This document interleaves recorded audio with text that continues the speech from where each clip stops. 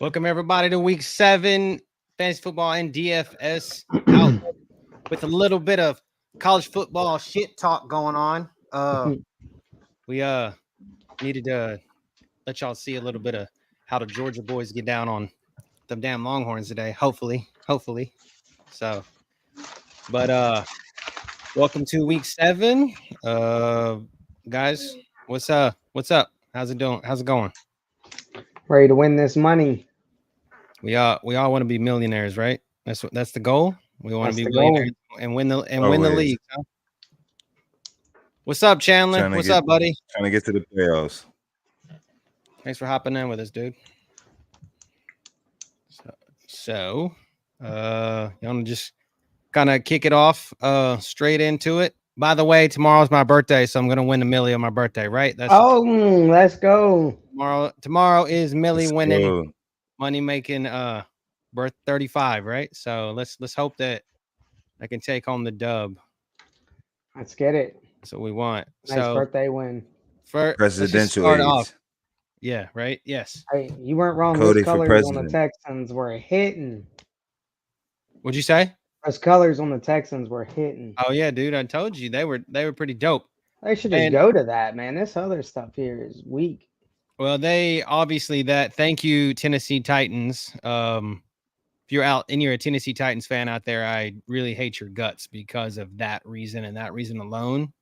Because we wanted that color to be our main color, but Tennessee was like, fuck no, that color belongs to us. You can only do it like sometime and have it very minuscule. So what's up, Fresh? What's up, dude? Glad to see you back, bro.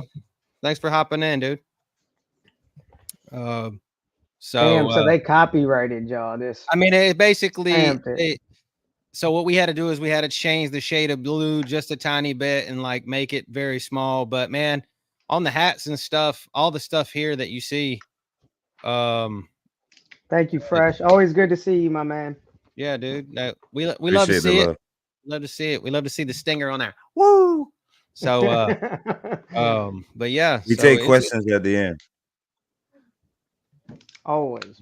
Yeah, questions like all the questions we will hit you guys with at the end. And if you give us a trade question, a start 'em sit 'em question, the best thing to do is if you can provide us as much information about your lineup as possible and the league, rather the scoring type, how many guys, that will help us a lot. So always good to see you. It's good to see you, Chandler. Yeah, I said at the beginning. And Chandler's a true fan right there. He came over to the Sports for You podcast. What's up, Tip? What's up?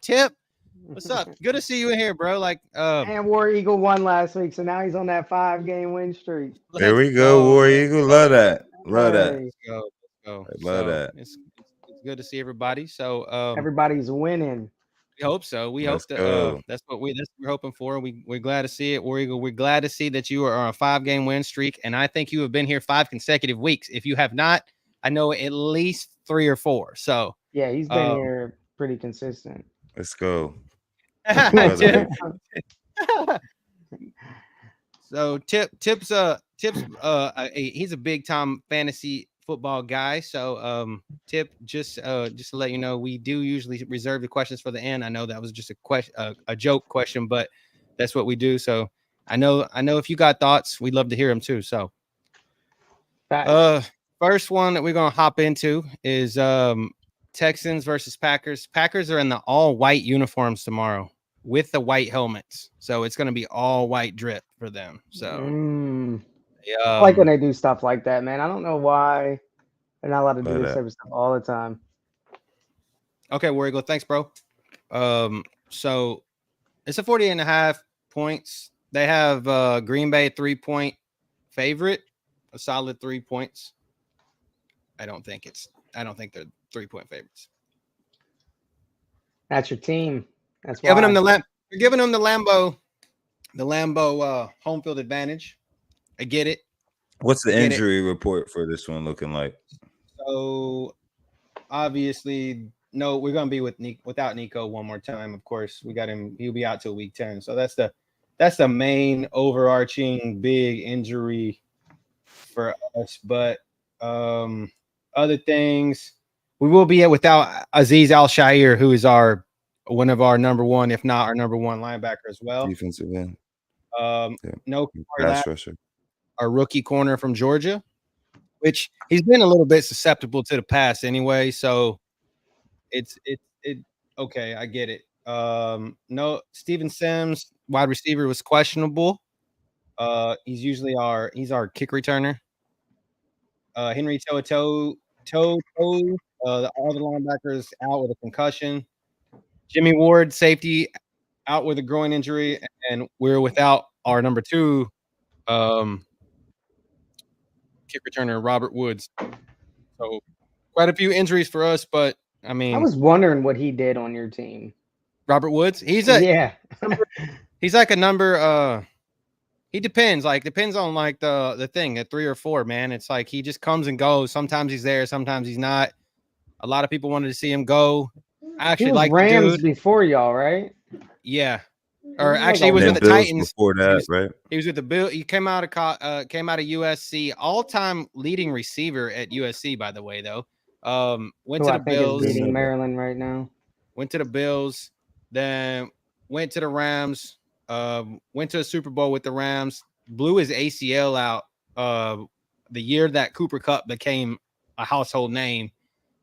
Then went to the Titans, and now he's been with us for 2 seasons. But I mean, y'all know the story. I bumped into that dude randomly at Animal Kingdom at Disney. I just like was walking by, and I told Seema, I was like, "Holy shit, that's Robert Woods!" And she's like, "Who?" And I was like, "Robert Woods. He plays for the Texans." And she's like, "Oh, you should say something to him because he looks like he's just standing there by himself." And I'm like, I walk over to him. I said, "Hey, can I take a selfie with you?" And I kind of like said it real quiet, and he's like, "Sure, man, sure."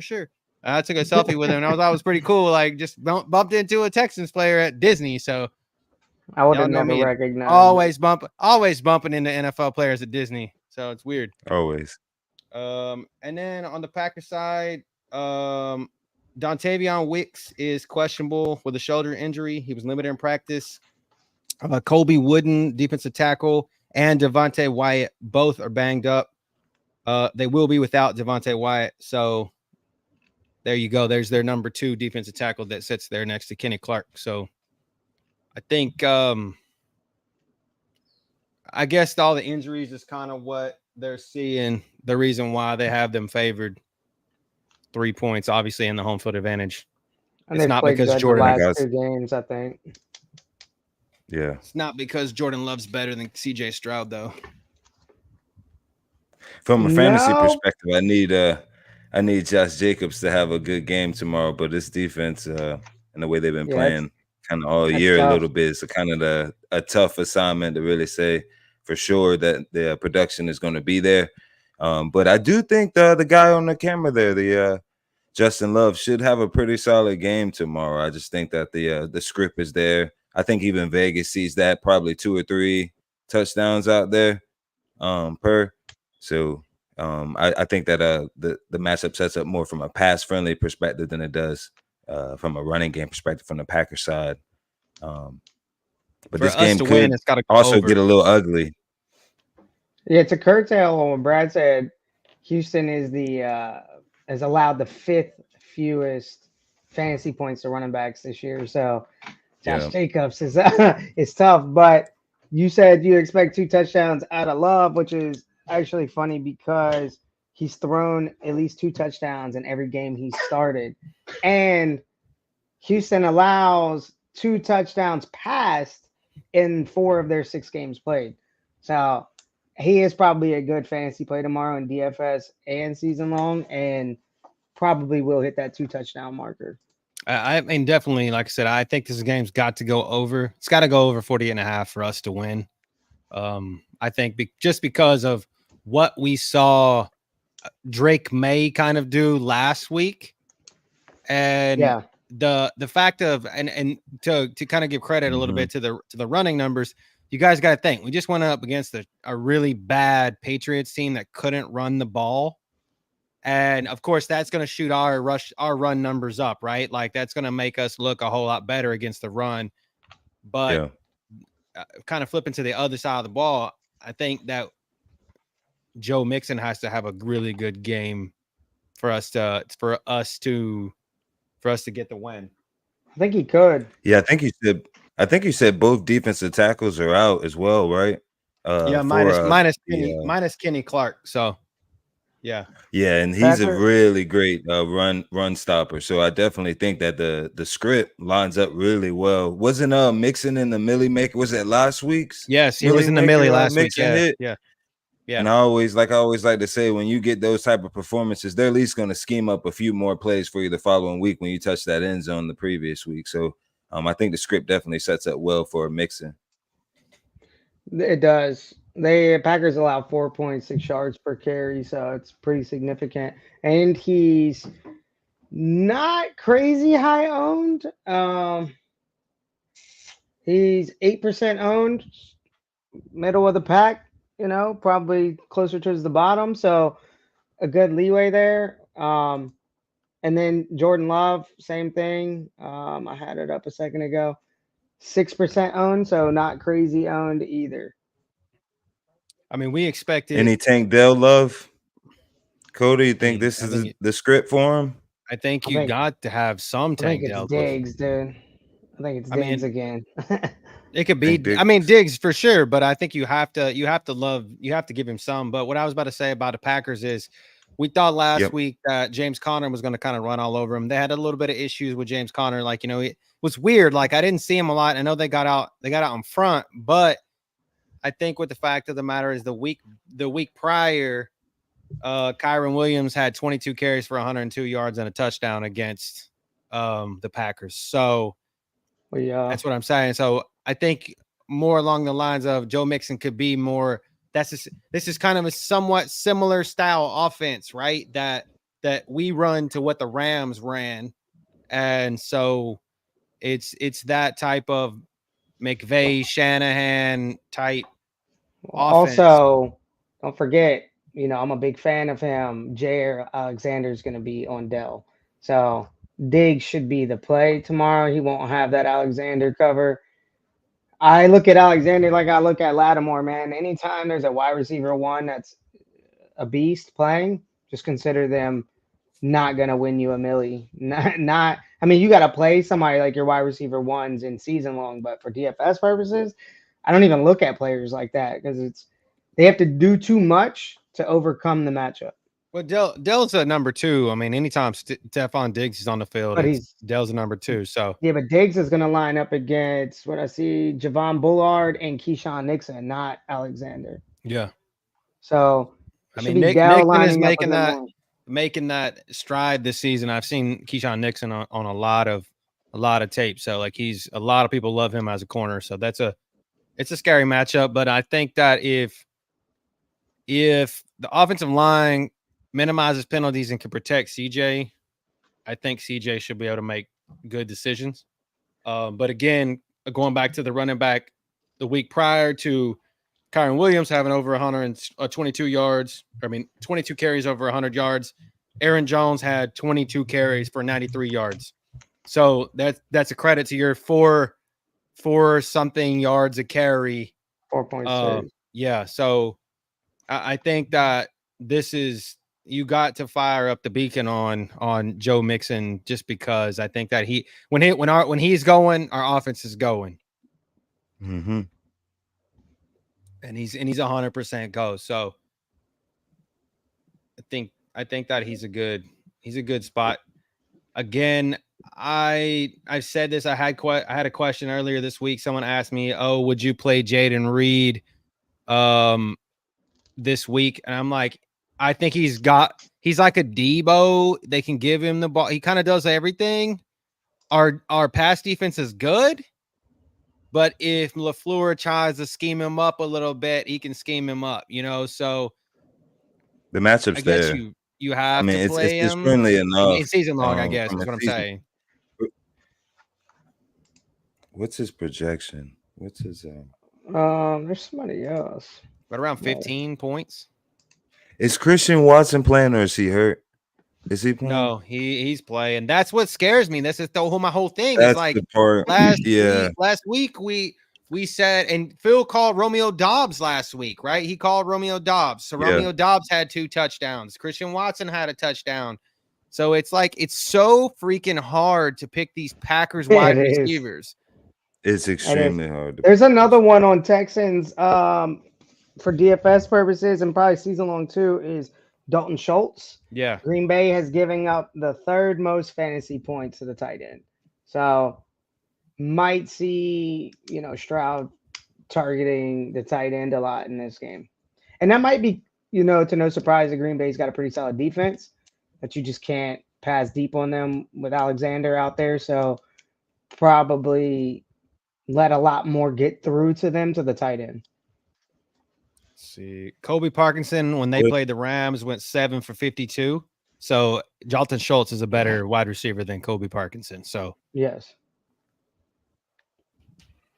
And just going back to Jaden Reed, it does show he has had 3 games already this year with the touchdown, 6 targets last week. Even though he only had 28 yards, though, but he did have 6 targets. I love to see that between 6 to 8 targets. Then there's opportunity there to score with that many target shares. So in a matchup like this, again, Vegas sees it going pretty high as far as for points total. So you're probably going to have to throw it a little bit more. Again, the scheme is definitely there for people going for Reed for tomorrow's game. I definitely think you roll him out from a fantasy perspective for sure. I just think the matchup's friendly. I'm trying to see what if they said, because y'all know that damn NFL Network is stupid sometimes and waits till like the day of to say if people are actually like hurt or not. Let's see. Wicks is still questionable. He's questionable, limited in practice all week. Seems to avoid serious injury. I think he's your 4. I mean, at this point, Wicks is. So, like, he's the 4. You're mixed at the top. The bag is Reed, Dobbs, Dubes, whatever you want to call him, and Watson. And then you have Wicks down there, and then Bo Melton. But it's just so damn hard. It's so hard. Like, what the Millie was a Millie winner, was a Millie. He won a Millie with Jordan Love naked. So there you go. Yeah, you don't need to pair him. I don't think you need to pair Jordan Love here. Like, he won $1 million naked. So.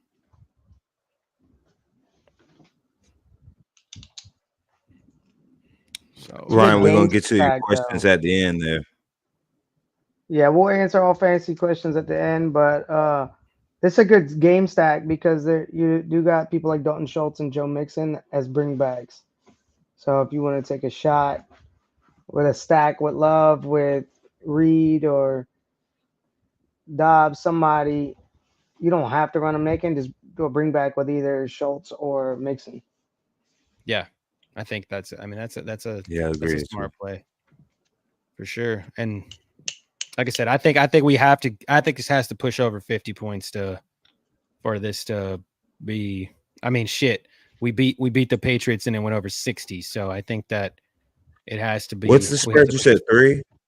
3 to the. I also think both of these teams have good defenses, so this would not be a shocker to see this play under to like a good competitive game, just through and through competitive. Not a whole lot of fantasy production as much as people want. I mean, I would love to see fantasy production from this game because I think I want to target it, but it would not surprise me to see this be very competitive, very close, 21-17 game.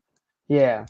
And it's spread out, like a running back touchdown, a weird fucking tight end 2 touchdown, and then, your normal wide receiver 1 touchdown. And it's just not enough fantasy production to be like, damn, they killed it for me. Yeah, I understand that for sure. Yeah, I mean, I don't know. I'm gonna go Houston tomorrow. It's in Green Bay. Tomorrow. I got my money on this. I'm not my money, like literal money, but like I shot my mouth off at the beginning of the season to another podcaster, Isaac. If you're out there and you're listening to this from the Fun Football Podcast, I talked shit to him. I told him that we would mop the floor with the Packers, so I need that for my own sanity. So I'll be the odd man out. I'm gonna go Packers here. Okay. All right. That's all right. That's all right. Home team. It could very well happen, man. It very well could happen. So I guess we can hop into the next one. This, by the way, this 1 o'clock window, 12 o'clock window, whatever you want to call it, is some slaw, man. Like there's a couple, there's three, I guess, but I feel like there's a couple more that should play higher than what this shit says, but I think there's about 5 good games tomorrow. So this is a 1 o'clock game. Freshie's a DFS. We don't care who wins. So I'm DFS at heart too, Fresh, but can't help myself to sports bet, man. I get all my lineups in and I sit there and I'm like, all right, I got a little bit of time to kill. Now what? And I'm like, oh, let me go put some bets in real quick. Mess everything up. Don't worry. Fresh, this is a question for Fresh because you play FanDuel. Do you play single stat? If you do, let me know. Because I've seen that a couple times and I've run some of those out there and it's kind of weird. It's really weird. It plays towards cash. So, but anyways, battle for the NFC North #1 spot. Lions versus the Vikings. 1.5 to Minnesota. In Minnesota. He's living the dream, man. That's where the excitement's at. Yeah. This game surprises me on paper that they have a 50.5. Yeah, this is another one. What I just said, defensively competitive game, could be lower scoring. Mike Flores' defense for the Vikings have been giving a lot of teams fits this year, which is why I'm a little bit hesitant to say, yes, this is going to go over that 50.5. Even I know that Hutchinson is out for the Lions, but they still have a formidable defense all around. Aaron Glenn is coaching them up really well on that defensive side. So, and then a lot of times these just old school rugged battles like this, they just like to get just bloody. They just like to start kind of running the ball a little bit more here. This seems more friendly towards a running game of the Detroit Lions, even more so running game on the Viking side. I just see them kind of slowing it down a little bit, try to win the game close. Well, the thing is the Vikings are coming off a bye, and the Lions are riding high off of that damn 36-point ass whooping that they put on the Cowboys. So, I mean, I feel like the Lions have a lot of the momentum here, and that the Vikings momentum, even though that they're 5-0, is kind of stalled just a bit. The injuries are Carlton Davis for the Lions, corner, questionable with a quad injury. Christian Mahogany, guard, out with an illness, and then Kevin Zeitler, their other guard, didn't practice and was questionable with a groin injury. So, and then for Vikings, Blake Cashman, their #1 linebacker that they stole from us, out with a toe injury. Caleb Evans, one of their corners, out with a hip. TJ Hawkinson is questionable. I haven't seen if they actually opened his practice window. Obviously, they had to because he's limited. So, Patrick Jones, defensive end, questionable with a shoulder. Harrison Phillips, defensive tackle, questionable with a shoulder, and Dalton Reisner, their guard, questionable with a back. So now I want to look because I forgot that this was TJ Hawkinson could come back. I don't know if he's playing. I mean, if this plays to the I have to check the numbers for you, Fresh, on he will not play Sunday. Hawkinson, FanDuel, but on DraftKings, they're not heavy chalk. Or at least most of them are not. Like Amon-Ra, who has a hell of a good matchup in this game out the slot, is only 9% owned. Justin Jefferson's coming in at the second highest owned, but like Sam Laporta, 3% owned. But this is DraftKings numbers. So what's good? What's good, Fielder? So I can't.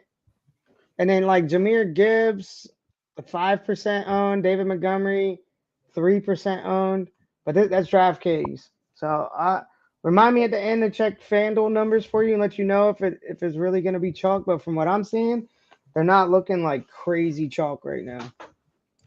I wonder if they're seeing the same thing from a defensive standpoint, that this probably was going to go under this 55, and so the numbers might not be there. The Lions defense, I mean, their run defense is not the greatest, but their pass defense has been pretty damn good. Kirby Joseph is looking good, and so is Branch. Branch and Brian Branch. That could be from like a scoring Terry and Arnold. Terry and Arnold, from Alabama. That means a lot to people like Fresh who play FanDuel, but like people like us who play DraftKings, for example, you know, Minnesota's allowed the second most fantasy points per game to slot wideouts. Yeah. So, I mean, that's not talking about touchdowns and a lot of points, you know, that their defense doing good, but they're allowing the most receptions to that position. And you have Amon-Ra, who's a GOAT. So I think it said giving up the most receptions this season out the slot. So, Garrett Wilson came out of the slot against them, against the Vikings in London. 13 receptions for 101 yards and 1 touchdown. So yeah, and that's are you gonna lock it? Raw material. So are you gonna lock it, Phil, with the Amon-Ra? There was a really confident stat right there. It made me feel like you were gonna lock that down. I don't know, but I think Amon-Ra's ahead of the game, you know, and if they're giving up that much, you know, he's gonna feast. And DK is all about points per reception, so he gets me, you know, 10 catches and gets yards, obviously. Back to the other one, a touchdown, he's breaking the slate. So it's Jaden Reed, 7 receptions for 139 yards and a touchdown against the Vikings. So that's their weak spot. But the problem is, are the Vikings a weak spot? I don't think so. Like I said when this first started, this could be a very defensive game. But it's one of those games we're going to target because it's one of the highest totals on the board. So you got to get love to it. And if you're going to do that, I think the play in this game is Amon-Ra. And on the flip side, it's Justin Jefferson. But as we were just talking ownership, Justin Jefferson's the second highest owned receiver. So if I'm going to choose, and you know the way I play is I fucking hate high owned players. So I always go the opposite. I'm going to go to Amon-Ra all day. Oh, okay. He's only 9% owned. He's not crazy owned, but Justin Jefferson's already is Addison 20% owned. How much is Jordan Addison? 6.3 is what I'm seeing right now. So yeah, if you're gonna pivot from Jefferson, you go there. I don't think you pivot to the whole other team, but like if you're doing a Sam Darnold stack, you know, and you want to pivot off the chalk, I think you go there all day. With Hawkinson being a little questionable, he's out. That makes he's me wonder. Technically out. He's out. Oh, yes, I just checked it right now. See, that's what makes me wonder. Then, if that's definitely probably going to lead to a increase in targets for Addison if they can't get it to Jefferson. So watch out for him tomorrow. And that ownership percentage from a daily fantasy perspective, even if you got a 12-14 man league, I would even roll out Addison. He's a friend that this matchup I think can set up friendly towards that, get you some points out of that. Yeah, I think Fresh said it good too. Cody pinned it up on the screen. Here it is again. That's what I was saying. It's completely different on DraftKings. When you're talking about a team giving up the most receptions, that means that's DraftKings love. That's shit on FanDuel. So yeah, because you're only getting half that point. You're getting half those points. That's exactly what you're saying there is like, I mean, Fresh is right because you need those catches in DraftKings to move you up. That's why. Yeah. So what's up, you need the scores on there. The question at the end, I promise. And that goes back to what I was saying. Like Minnesota is not a bad defense. Like if anything, they're top tier defense, and that's why this game could play under. And therefore, you definitely don't want to spend $8,800 on FanDuel for Amon-Ra unless he's getting you touchdowns, which he could. As Cody just said, some stats on those other people, they were getting touchdowns out the slot, but you know they're pretty solid. Saying like one more. The only person he told, I mean, Stephon Diggs worked out of the slot against them, and he had 10 receptions for 94 yards. So but they put us to sleep like 27 That's 19 points right there. So if he would have got a touchdown, yeah, kill. Yeah. And if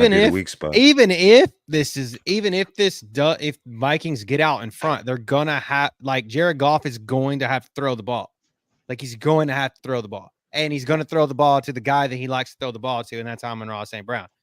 Yep. But somebody and it's not, he's not chalk. So Amon-Ra is not chalk on DraftKings, but I've seen someone start to take uptake in targets is I've seen, obviously you have JMO who is their straight line speed, kind of get downfield and get touchdowns guy. But another guy I've seen every time I'm watching the game, and I feel like this is negatively impacts Sam Laporta, is Tim Patrick. The number 3 wide receiver, the guy that came over was in Denver for a long time and had 2 massive injuries back to back. I've seen him he's always one of those dudes that I see watching these games and I'm like, why are they throwing to Tim Patrick? Why is he on the field? Why are they not throwing to Sam Laporta? Because he's running those same kind of inside, because he's a bigger wide receiver, right? But I hate that. I hate that so much because I'm like, I need you to throw to the guys that we watch. We're watching the Lions for. And to answer Fresh's last question, I don't want to say Jordan Love lit them up. I want to say Jordan Love put on a garbage time party against them. Literally, yeah. It was almost like the Vikings had either given up or poured their starters. They were down 30 points. They were down. And then he came back. That's why I like to say they either started resting or putting in people that going to prevent defense. Yeah, doing weird shit. But initially, Minnesota shut them all the way down. And that, like I said, that could happen here as well. So be risky with this one as well. I mean, so Minnesota went up in that game, went up 28-7. And all those Jordan Love points came in the fourth quarter. Yeah, it was late. It was like set up a garbage time touchdown. It was like a garbage time party. He threw 3 or 4 in the fourth quarter to bring it close. I think he made the millie that week doing that as well. I think technically from a fantasy standpoint, he ended up making the millie maker lineup, but from a game point, we don't give a shit when you score. Yes, you score. But from a from actual game flow perspective, they were just again kind of allowing those touchdowns because it was prevent defense. He threw a lot of interceptions in that game as well. By the way, Jordan Love did. Yeah, they were all early. They were literally 3 interceptions and 4 touchdowns. It was literally shut down for 3 quarters. That whole offense was. Yeah, it was high. It was 28-3 or some weird shit. And I was like, whoa, 28-7 into the fourth. I like quarter. the Vikings tomorrow in this game. I'm gonna keep riding that wave. I just think they got something going, and I just want to see him keep going with it. I'm gonna go Vikings tomorrow in this matchup. I'm gonna go Vikings until they show me otherwise. They've been I would say all around good team. I'm gonna be the odd man out here and stick with the true grit, and I'm gonna go. I think Jared Goff shows that he's the better quarterback coming out of California here. So I'm gonna go Jared Goff and Amon-Ra. I think that they get enough love, and then that they do it. They show up. I think Brian Flores' defense puts clamps on them, but I think that the Lions and Aaron Glenn and them, their defense is good too. So I'm going Lions. I don't hate it, but I don't know if it gets this high. You didn't need it to get this high to get fantasy value out of people like Jefferson and Amon-Ra. Yeah. Oh yeah, price. Yeah, for sure. But I don't know if it does get this high. So here we'll hop to the next one. This is still in I guess I talk shit about the 1 o'clock window, but this is still in the 1 o'clock window. I was thinking this is afternoon. This just looks like an afternoon game because it's Seattle and Atlanta. Afternoon. It looks something that needs to be in the afternoon. So, I see Fresh talking about he likes Metcalf, right? And yeah, he likes DK. I like this game. You know, this actually it has that sets up potential. well. Both defenses suck, so Yeah, this is a this much one sets better. up a lot well. Yeah, Millie Maker lineup right here out of this game for sure. I mean, it's a ugly Geno Millie Maker lineup type. You know, like I don't know, or Kirk Cousins' first time making it in the Millie in a long time. If he's made it into the Millie, so I don't know if he ever has, but I feel like he could. Let's see if I can find him in there. Yeah, Geno, Lockett, Metcalf, or even some. Who's their tight end now, dude? I know at one point they were using Noah Fant. It's Noah Fant. Noah Fant. At one point they were using like two people that were both med. The kid, there's a kid they have, AJ Barner. That dude looks like he could just be like a great tight end when he does get the ball, but then like they go away from him for a while, and then he like kind of disappears, and they go back to Noah Fant. And I'm like, just make your damn mind up. Like literally, just make your mind up. Yeah. Let's see. Fant is he's pretty much mid. Like he's probably the worst Iowa Hawkeye tight end that ever come out. Like that's like been touted. Let me say that. Like he's like, you got to live up to the Dallas Clarks and the George Kittles and even TJ Hawkinson, and then you come out, oh, no offense, I'm from Iowa, I'm a Hawkeye tight end, I'm gonna be just like these guys. Matt, bro, you're like a third of what those dudes are. Seahawks injuries: Trey Brown, cornerback, ankle out with an ankle. Stone Forsythe, their tackle, out with a hand injury. Jarek Reed out, safety out with a knee, and Tyreek Woolen, that's their bet. That's number one corner for them, out with an ankle injury. So, and then I swear, Phil, well, after Troy Anderson got that interception pick 6 on y'all, like y'all say, like I swear somebody in New Orleans like has a voodoo doll of that guy and has pins in him because he's not come off the injury report. So dude's still like out. He's still out with a knee injury. Oh, it backfired. That voodoo doll backfired because now our whole fucking team, our whole offense. Like somebody sent me a post the other day that was like, Saints are doing public tryouts because the whole offense is just gone. Like, show up on Saturday at 10 a.m. with your pads on and try out for the Saints.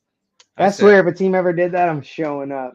I said they need to throw Dennis Allen's ass off the Lake Pontchartrain Causeway and just say, swim your ass back, dude. Like, don't come back, dude. That needs to get out of here. Fire that dude.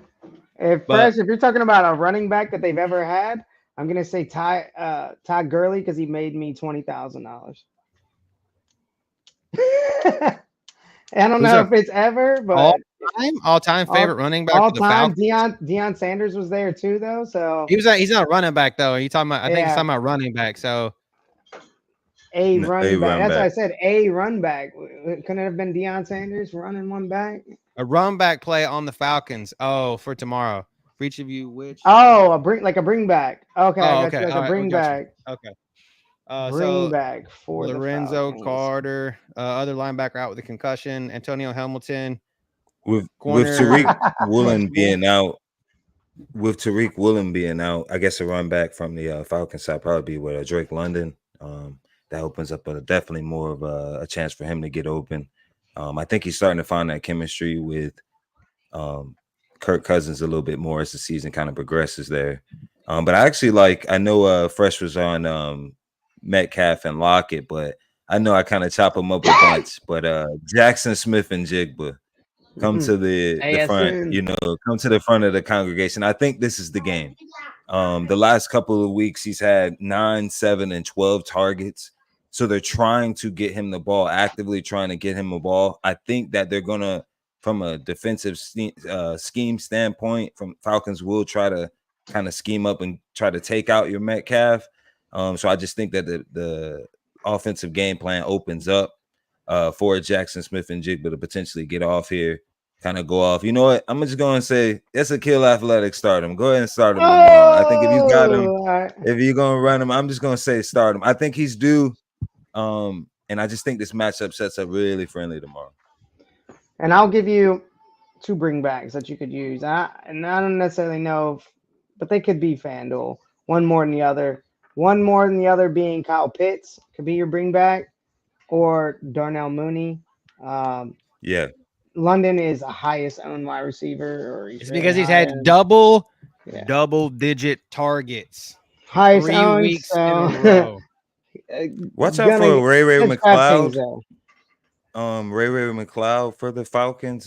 He's a little sneaky. I tried to run him out last week, didn't get as much production there, but he does have that sort of boom potential. Fast receiver, can kind of get over the top on defenses. So if they can't get the ball down sort of towards that midfield with London, where he really likes to get the ball in those deep, big routes, I think sort of if you're going to air it out, that's where Kirk Cousins likes to go to sometimes.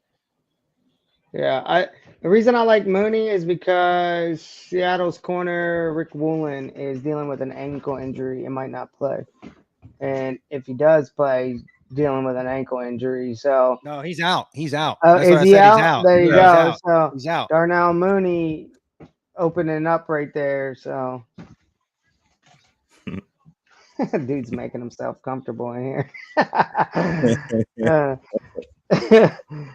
But yeah, give me and that's like a DraftKings look for Mooney. That's not necessarily a FanDuel look, but FanDuel look probably Kyle Pitts.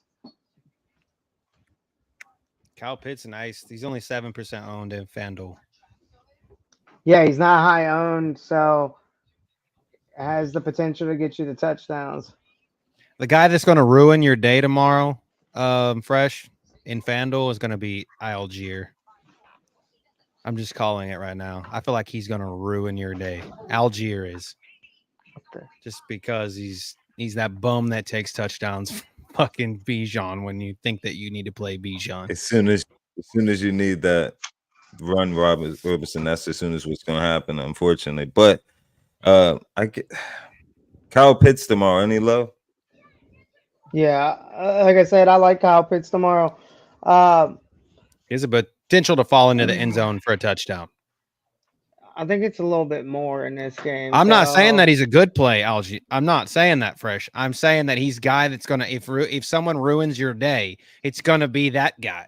He's the one that's gonna like vulture a touchdown from you when you don't need it to happen. It just seems to happen that way. Seattle has given up the 6th most fantasy points to the tight end position, and he has been a top like 12 finisher 3 weeks straight. So I like the Kyle Pitts. If you're gonna stack a Geno lineup, I like the Kyle Pitts as the bring back. I mean, not that targets matter for him, but it matters for us. 8 targets last week for 88 yards. Well, when you're talking about allowing fantasy points, I think that goes to the half PPR perspective. Yeah, I mean, so I think that's a good FanDuel play is Kyle Pitts, and he's only 7% owned. Cody said he had 8.5 points last week. The week before against Tampa Bay, he had 12.3, and these are actual FanDuel scores. So that's not bad. Yeah, that's not bad. Yeah. So against Tampa, he had 8 targets for 88 yards, and against Carolina, he had 5 for 70. He averaging 23.3 yards. I'm not gonna lie, I love a tight end getting 5 receptions. That's just me. But I played DraftKings. It's not gonna do you any good on FanDuel. But I think he's touchdown prone, very, very much. Yeah, and like I always say, the highest owned players they never like show out because they're the highest owned. It's like a curse. So if London's getting all the exposure, that means he's not going to score. It's going to go to Pitts or Mooney. Georgia driving, by the way, 3rd down, 4 minutes left in the first. Yeah. So y'all want to? So yeah, they allow the 6th most. Oh yes, bad. Yeah, they're terrible. I was about to see like what was. Give me the Pitts. Where is this at? This is in. It's in Atlanta. Give me In Atlanta. Give me Atlanta. They're fighting for the division against Tampa Bay now that my Saints offense is all injured. So, give me Atlanta on this Well, one. I like Smith and Jigba strong tomorrow. I think the Dirty Birds find a way to pull it out. I think Kirk's starting to figure it out. They get the W tomorrow. What's the spread again on this one? It is 3 to Atlanta. 24-27 Atlanta is what they're saying. 27 Atlanta. So I like Atlanta with the points. Atlanta 27 team total points, dude. That's a lot. That's a projection for Atlanta. It's pretty significant. Well, think about this, to what Fresh's point here, and we're kind of back with the tight end a little bit. George Kittle went 5 receptions for 58 yards and 2 touchdowns the last time Seattle played. So there you go. That was on a Thursday night. Was weird, but it is what it is. So Kittle, in my mind, is a great tight end, but he's a blocking tight end. He's a great receiver, though. Like, he's always that guy that gets locked. They use him as a blocker, man. So if he's getting 2 on you and he's primarily blocking, that means you were handing it to them. Like, here, man, go ahead and take this in. And this is a somewhat similar offense. I mean, like almost a third, like a second degree of separation from the offense that they just went against with 49ers too. So because this is a Rams offense, so just keep that in mind. And then of course the backup, the Jordan Mason's backup, Garindo, went 10 carries for 99 yards against them too. So there you go. Yeah, I'll take Atlanta. I'll take Atlanta for sure. And I think that this is potential to hit that 51 points mark. Seattle's going to need to keep up. Let's go. This one. Says Carolina, Washington? Yes. Yeah. 51.5 points. Well, I mean, I don't know how it gets that high because I don't know how Carolina is going to score, but it's 20. They're saying Washington 30.5 point team total. Highest on the slate. I could see that. I'm not going to lie, man. They be scoring the ball. I'm about to look right now and see their last scores. I see a 28-7 game, 28-6 maybe. Commanders here. I just don't even see. But I just don't see the 51-5. I would say this is definitely going to go under, just because I think as Washington begins to kind of pull away, they'll just start running the ball, which will just kind of bleed the timeout, so you won't get enough points in that time. Same even for Carolina. I think they're going to want to run the ball just to stay in the game. That just is going to eke away too much time to be able to put up enough points. I think in this one, I see very, very low. But from a fantasy perspective, I think you're definitely going to want to run out your chalk. Definitely, you're going to run out your Daniels, you're going to run out your McLaren. Definitely start them up because the matchups are extremely friendly. Okay, so yeah, they scored a lot. Redskins have scored a lot. Sorry, I'm always going to call them Redskins. They're not the Commanders to me, but they scored 34 against the Browns. They scored 42 against the Cardinals. They scored 38 against the Bengals. They're scoring. They scored 23 against the Ravens. So one more score and they would have been at that 30 mark. And we're talking about Carolina here. Like, the only thing that scares me is kind of what Brad said, where if they just get up like 21 or like 17-0, they just start running it. And then they don't score as much. But if Carolina can score, I can see this going to 51. If is DJ playing? Is he out? I guess I'll let Cody do the injuries, because if DJ is playing, man, they could score on the scan. Well, they have 9 players. Carolina has 9 players out tomorrow, and then about 7 other questionable. Sounds like the Saints. No Jonathan Brooks. Of course, we all thought we were going to get to see Jonathan Brooks this week, but of course not. So he's not playing. Claudine Cherlis, linebacker, out with a hamstring injury. Jadeveon Clowney still questionable, doubtful with the shoulder. Jaden Crumedy, defensive tackle, doubtful with an ankle. Sam Franklin Jr., doubtful with the foot. Dane Jackson, questionable with a hamstring. He's a corner. Josie Jewell, linebacker, out with a hamstring groin injury.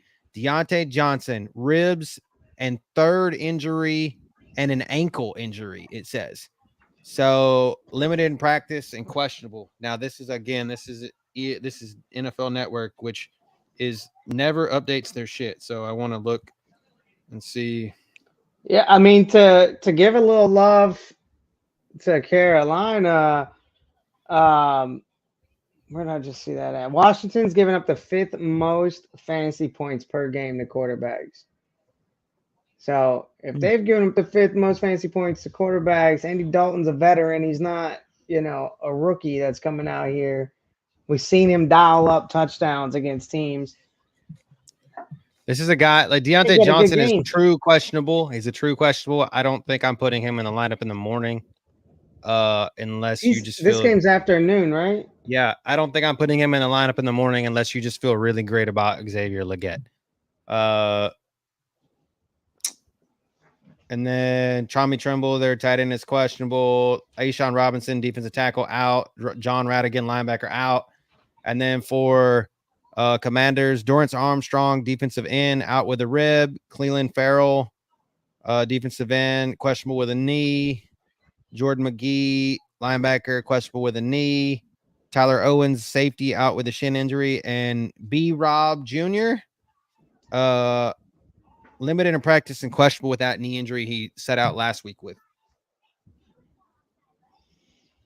Well, Jaden Daniels is the highest owned quarterback on the slate. So if I think that Scary Terry touchdown anytime is good, by the way. But he's the highest owned on the slate. So if you're, trying to get different, maybe you don't target him in this game. And go to the Panthers side, dude. That's scary. But you got to do some scary shit for the Millie Maker, dude. Andy Dalton, 5% owned. And Washington's defense against the pass is not that good. It's not. They allow the 5th most, man. But Chuba Hubbard coming in at the highest owned running back. The dude's been the highest owned. That's all they got, man. I like Eckler, but I think B-Rob is back. So I mean, it says he was limited in practice on Friday, so keep that in mind. Again, and Deontay Johnson is chalk, and Terry McLaurin. Get some Noah Brown. Carolina. Andy Dalton went 26 for 38, for 221 and 2 touchdowns and 2 interceptions against Atlanta. So he had 14 fantasy points. Those are PPR fantasy points. He had 16.9 fantasy points on DraftKings last week, by the way. He had 27.6 against Vegas in week 3. And that's a shitty pass defense. I mean, 319 yards. I could see Andy Dalton putting up 220 tomorrow, 235 against this middling Washington defense, because he's going to have to, because if Jaden Daniels does get out to a just stackable lead and he just starts chucking and ducking, I mean, what else is he going to do? Like, he's literally, it's his job to lose at this point. He's like, I can just throw as many interceptions as I want, as long as I'm throwing it up, because they're not going to put Bryce Young back in.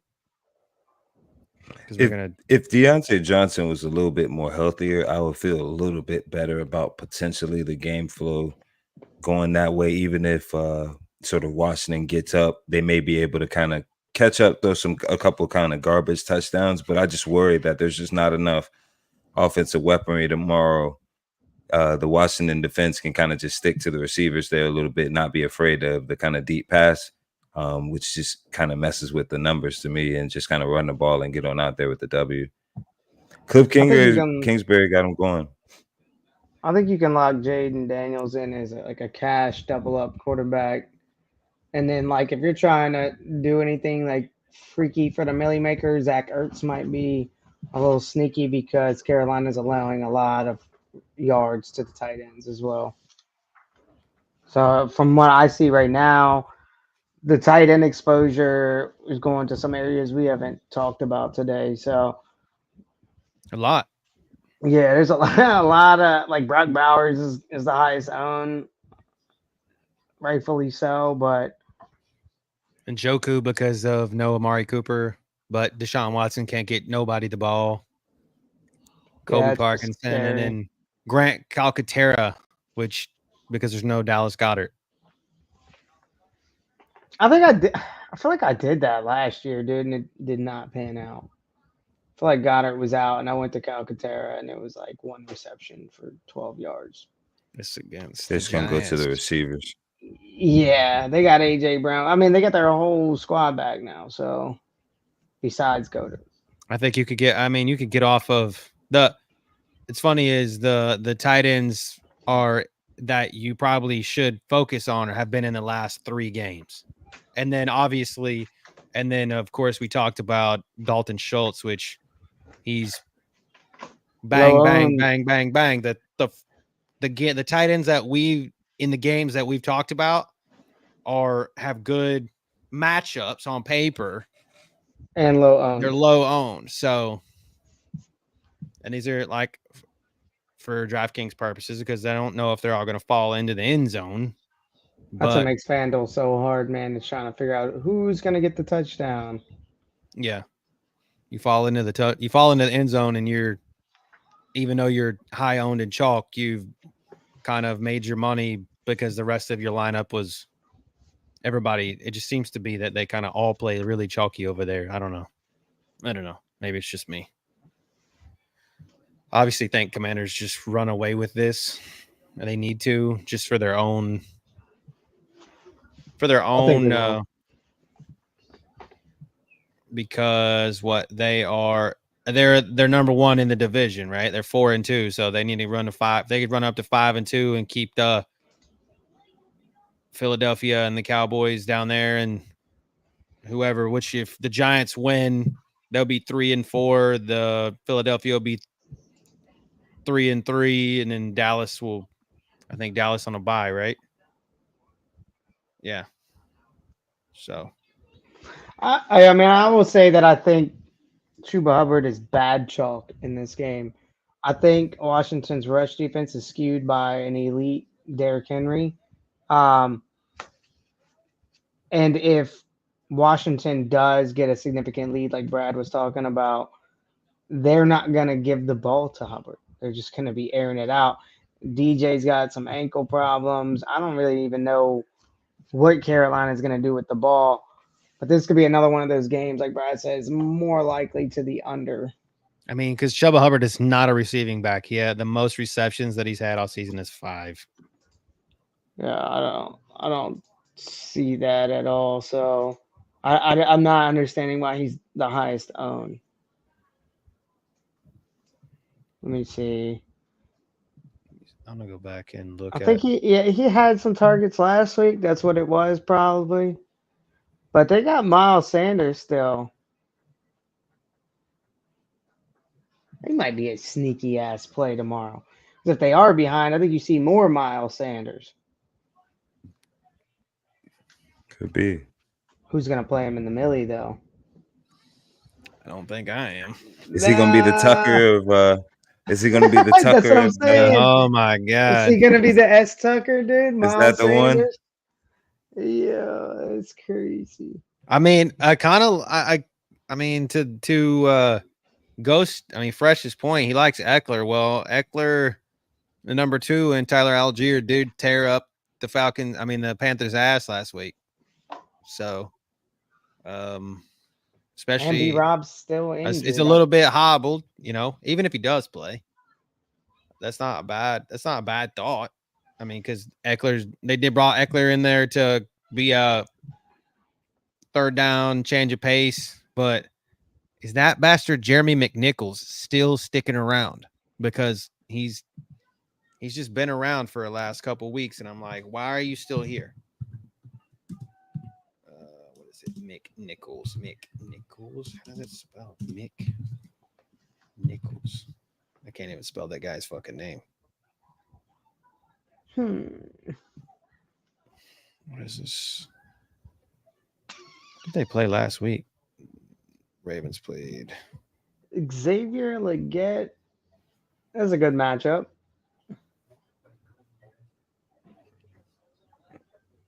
I mean, it's a lot of the carries are going to Jaden Daniels. DJ's chalk.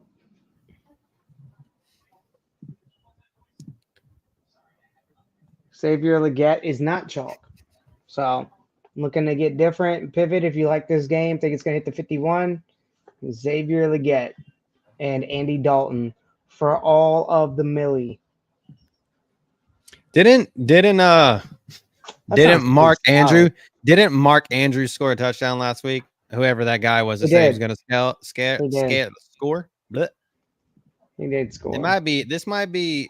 I know I said before, like if you like this game a lot, like this might be the week that Jatavion Sanders falls into the end zone. That guy's called last week. Oh yeah, you did. You called him. I played him last week because you called him.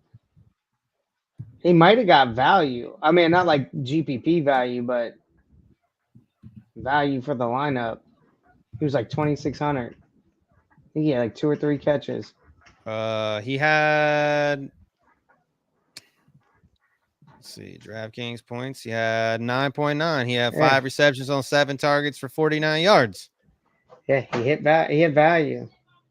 2,600. Yes. Needed to get you 9 to 10 points. Got 9. So that was a good call. I played him because you called him he's out. 29. He's 2,900 again. And I mean, I know that it's been. The Redskins are not like bad against the tight end now, so you said they're middling. They're like they're middle. I would say they're middle of the pack against the tight end. A little better. How much is the Commanders' defense going tomorrow? Ooh, Brad liking that Carolina doesn't do shit. Let's see. Their ownership. Oh my God, they're 3,400. Low owned. 2.39%. Circle it. Circle it. I'm telling you, if you out there, circle it. I just got this feeling tomorrow, man. I just got this feeling. It just circle it. I just think that might be the one you want to slot in that Millie Maker tomorrow. Just even from a defensive standpoint, if you got them in your fantasy long. Yeah, I mean, it's because they're the third highest price point defense, but. Hey, like I said, you got to pay up at defense to win.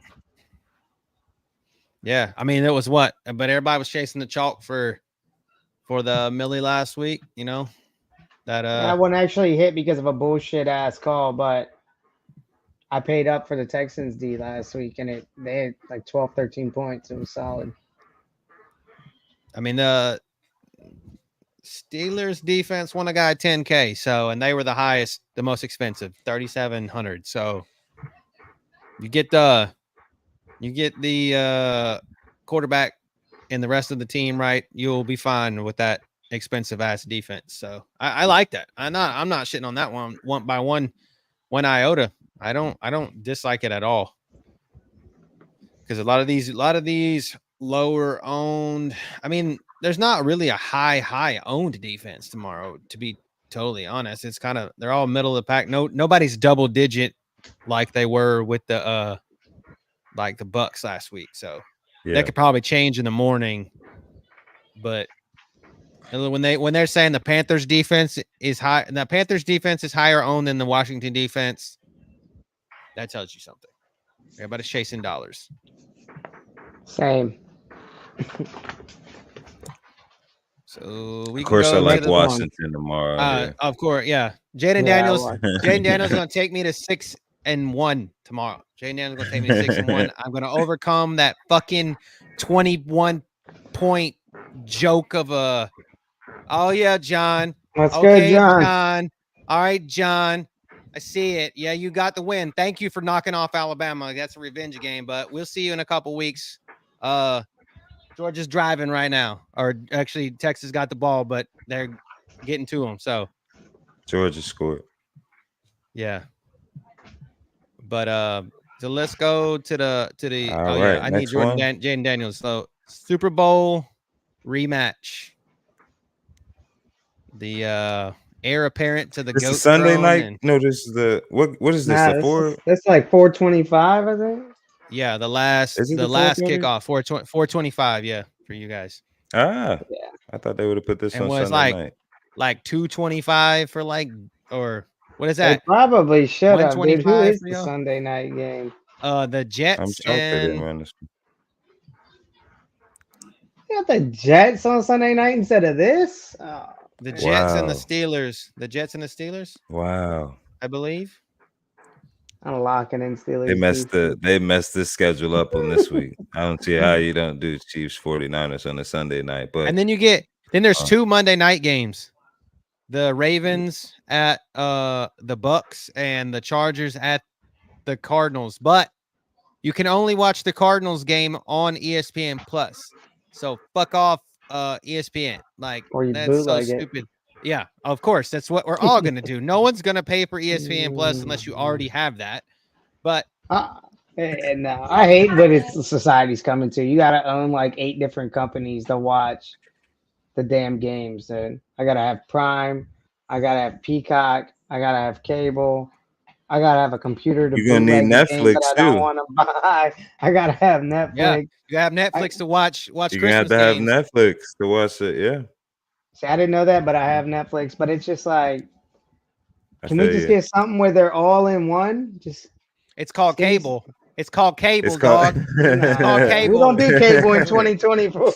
That's what I'm saying. That's exactly what you asked the question. You asked for something where it was all together. It's Nah. called cable. We You're only right. used that shit back in the day. Yeah, you're Yep. right. I mean, I done forgot about cable because it's been so long since I I've used cable. technically have cable, but I have no cable boxes. All my shit is streamed through the TV or the internet. So it's literally I'm still streaming, but I'm paying for cable. So, but this game, 47 points. It still seems high. I don't know No, what I it is got about I these got this matchups one a little getting bit. there, I think. You think so? I think you get that- some defensive touchdown in this game, which takes it up a notch. I think got you. I think Patrick I got Mahomes you. has to show out and show his ass in this game for them to win because they have San I think he Francisco throws is a 1.5 pick six. 1.5 points. So this is a 1.5 points to San Francisco in San Francisco. I think he throws a pick six. Really? I wonder what the odds are on betting that because I might just bet it. But I think he throws a pick six in this one. I think he's throwing like a interception almost every game this season, man. He's playing against 49ers. Give me the guy that looks like Troy Polamalu. Is he still in? Funga We'll get or there. Howard Funga? Yeah. Yeah. I think he actually like trains with Polamalu. So okay, for the Chiefs, Mike Dana, their defensive end, is out with a pec injury. So he's the guy that lines up on the end offside of Karlaftis. And then Juju Smith-Schuster is questionable with a hamstring injury, but was limited in practice. So I think he's going to play. But I was expecting this to be a peppering session of Juju Smith-Schuster. Like I literally just felt like da. He's going to just kind of dink and dunk down the field, and then maybe a drop bomb or two down the field to Worthy. But why do I feel like this is going to, now that I'm talking this out, this is going to be like a Justin Watson or some Miko Hardman bullshit that's going to just ruin it for everybody. Noah Gray. I don't even know if it's going to be Noah Gray because I can't even call Noah Gray a game ruiner now because we see him on the field so often and Patrick Mahomes throws the ball to him. Like literally him and Travis Kelce be lined up next to one another and Travis Kelce just steps out of the way so Noah Gray can catch the ball. Literally, it feels like that's what he does. And then it just, I don't know, dude. But I like the Juju Smith-Schuster call, dude. For the 49ers, Kevin Givens, defensive tackle, questionable. No Jawan Jennings. He is out with a hip injury. Daryl Luter Jr., questionable. That's so good for all of us betting in this game. They're still without Jake Moody. Ricky Pearsall, the guy who was shot. Is he going to play? He is questionable. He was a full participant in practice on Friday. So I That's like did see that. They could activate him. That's and like he B could Rob, play. right? Yeah, he was shot in He the leg. played So like 5 games later, 5 weeks later. I mean, Ricky Pearsall was shot point blank. In the chest. Yeah. And the Over a dude shot watch. himself. Over a watch. I'm sure Pearsall had something to do with that. Fighting for the gun or something. Oh, The yeah. dude ended up shooting Yeah, himself. dude's he's a pretty big dude too, right, Brad? I mean, he played at University of Florida, so he looks He's like a good size dude. Yeah, no, he's I think he's over two bills. He's a good size receiver. He was always he's a great slot receiver. If he gets a chance to play, this might be definitely a matchup for him with no Juwan Jennings. It fits really well. I wonder with this type of matchup, definitely star driven. How many of the actual your chalk players are actually going to get off here? I think this may be a game where it kind of goes against that, just because these defenses are so good on both sides, and that's what makes me also wonder about the 47 point totals. This looks like a 2017 game to me. Pearsall is active, and I just tried to pick him up on the waiver wire. And someone had picked him up and dropped him just so that we couldn't pick him up, and he's a waiver pick for in the morning. So if you somebody's pulling that bullshit, picked him up, Josh picked him up and dropped him so he would be a waiver pick for the week for the morning. So you can't play him. So that's actually a solid play. That's funny. Though. That is hilarious. So they're games within the game. So the 49ers don't have a kick. Jake Moody, their number one kicker, is out. Matthew Wright, who they started last week, is also out. So I have no idea who their kicker is. Not that it really matters to us. Practice squad pickup, maybe. But again, points wise, it does matter. So they could essentially might be going for 2 more often than not.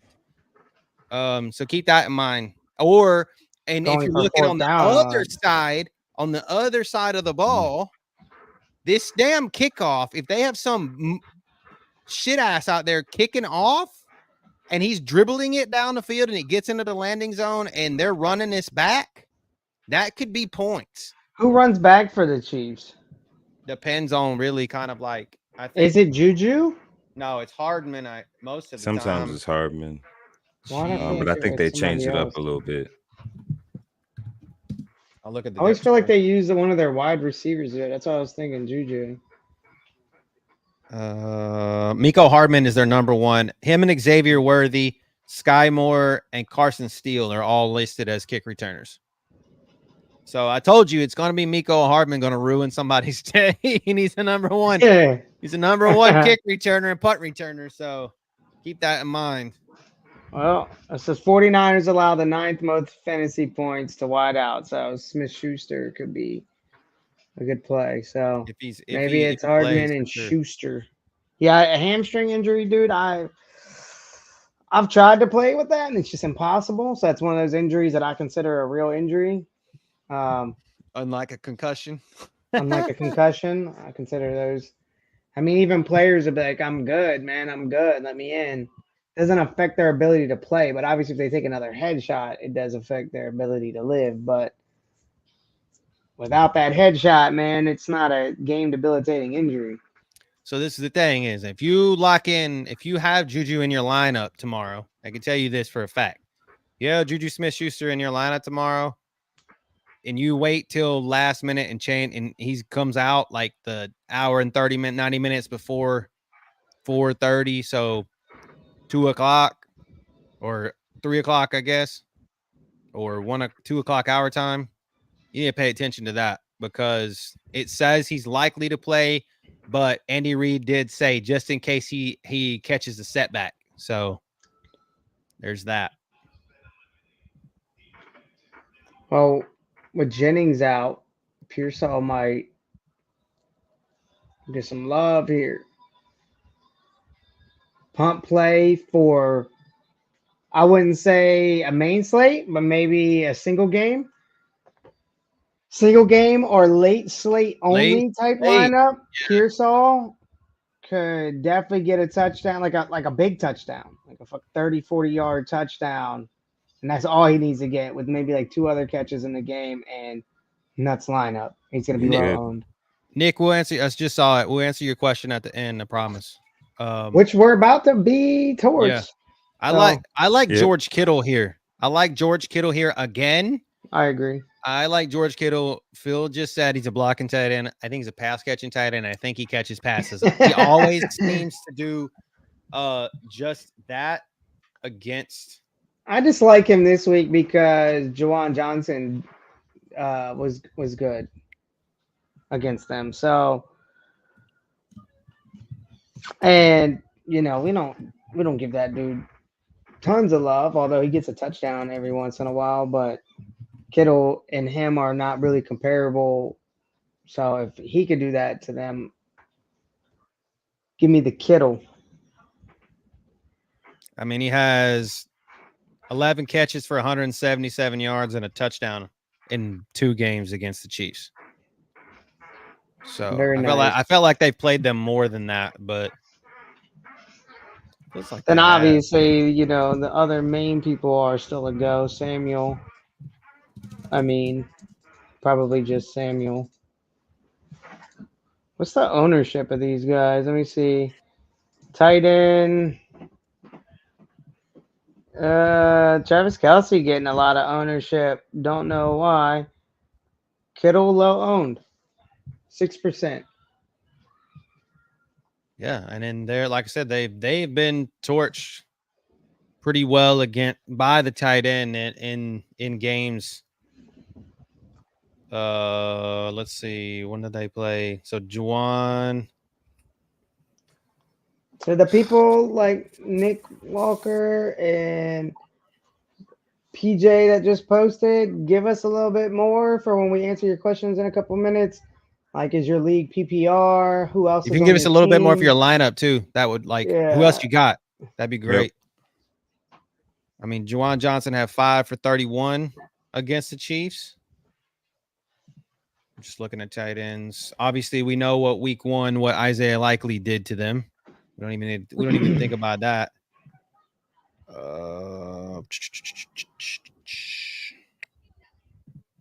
Was this? I think why Kelsey's pulling all the ownership is because Rice is out. Yeah, that's what he feels like. He's got to go. Imagine your own quarterback putting you out for the season. That's crazy. That's crazy in the locker room. Went straight to the knee, man. I'm gonna take the 49ers. I think they win this ball game. Definitely cover the 1.5 point spread. I agree. I think so. I can't go against Pat Mahomes here. I think somehow, some way, it's going to be ugly. The refs. But I just can't bet against him. Somehow he's going to have the ball in the fourth quarter. Somehow he's going to drive them down. The NFL I just see the script being written, and that's the way it's being written up tomorrow. I just can't go against Pat. This is a Tom Brady game, by the way. This is Tom Brady Tom Brady and Kevin Burr calling this game too in the afternoon. I believe this is the America's game of the week. So they're gonna be out there, even though he owns the Raiders, he's gonna be out there calling the 49ers and the Chiefs. So, but yeah, so I like this one. And then so now we can kind of we've got to transition into questions. Power hour. Boom, boom, boom. Power hour. 17-0 Georgia, by the way. Just so y'all know, Trevor Etienne's little brother just scored. Wow, that one's getting away. Go Dogs. I went to a bar earlier to have dinner. Someone said hook 'em, and they were like throwing up the horns, and I was like,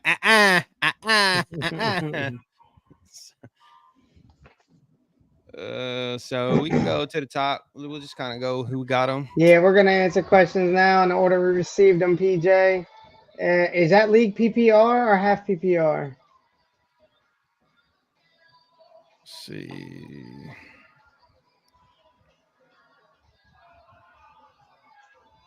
What we got? Okay, so Chandler's was first. He's 5-1. Purdy and Mahomes. Nice. Ha! It's funny. Running backs, CMC, Henry, Bijan, Pacheco, Sermon. Damn, you having it hard, buddy, with CMC and Pacheco, but you might get Pacheco back in the next week. It's possible. Our man Mike Evans, Debo, Lockett, Dubes, Myers, tight end, Goddard, Evan Ingram. Trade Henry for Pollard and Justin Jefferson.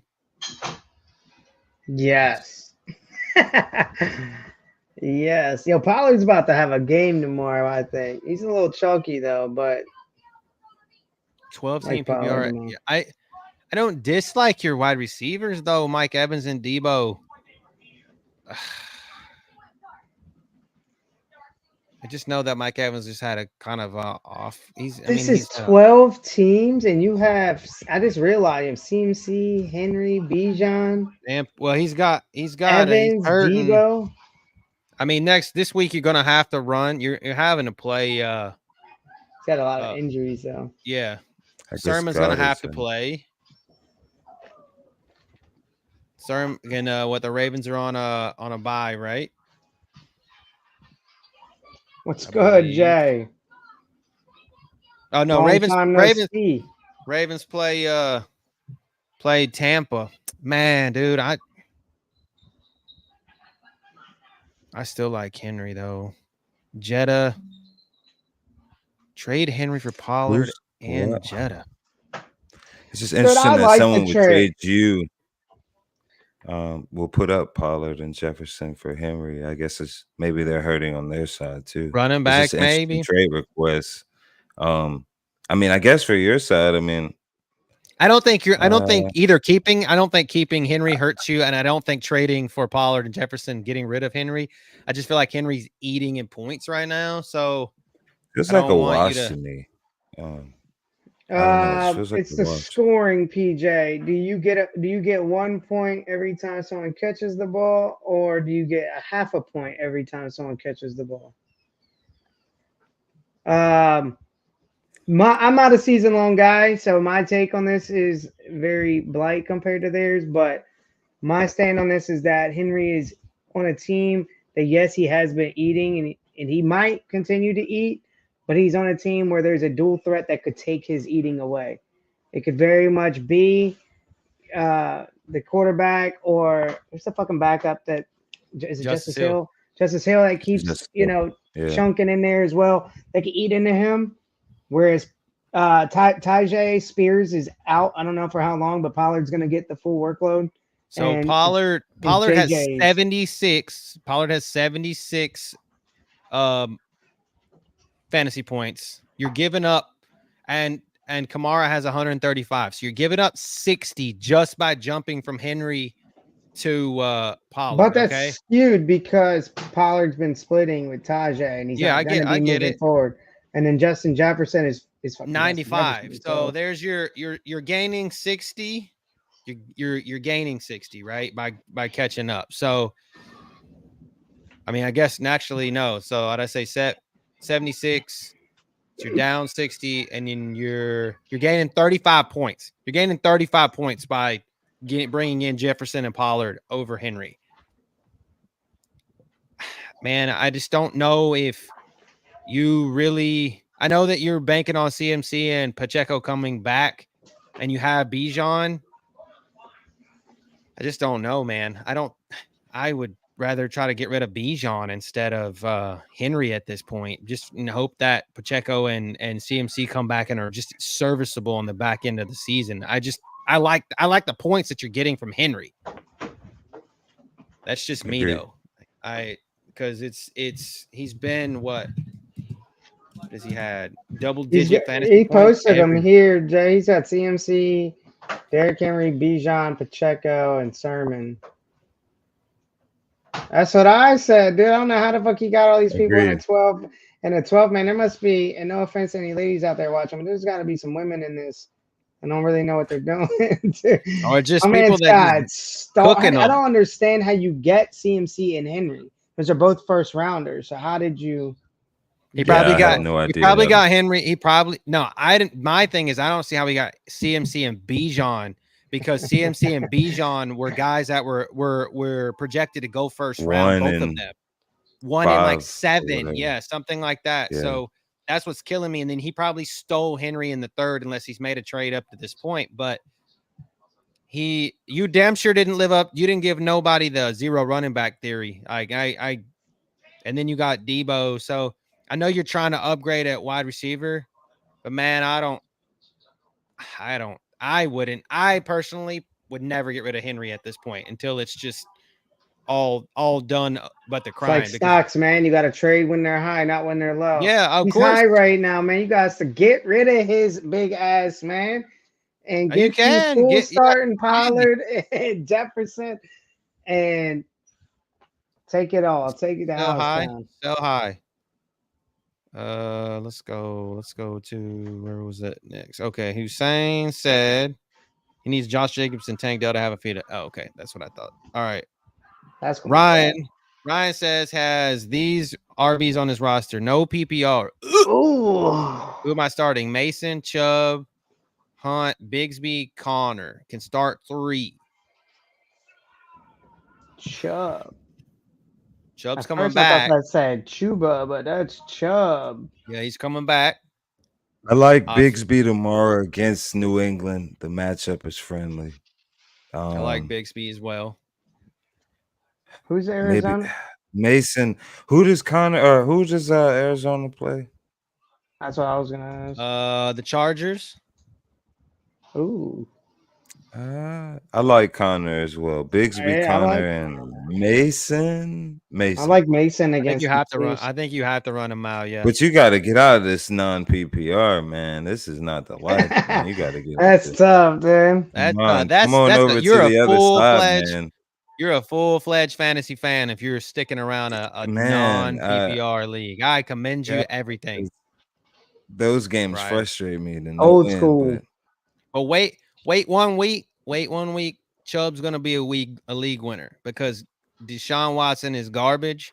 He can't do shit, and the only way that Kevin Stefanski is gonna keep his job is to get Nick Chubb the ball. So this could be that week that just let him simmer a bit. He might split a little bit with Foreman, Pierre Strong because Ford is out. But next week, he's gonna start feeding him. Now he could be feeding him this week against Cincinnati, but I just feel like he work him in 1 week and then just kind of start pounding the rock because the dude said these rocks ain't gonna break themselves. So Nick Chubb is all in.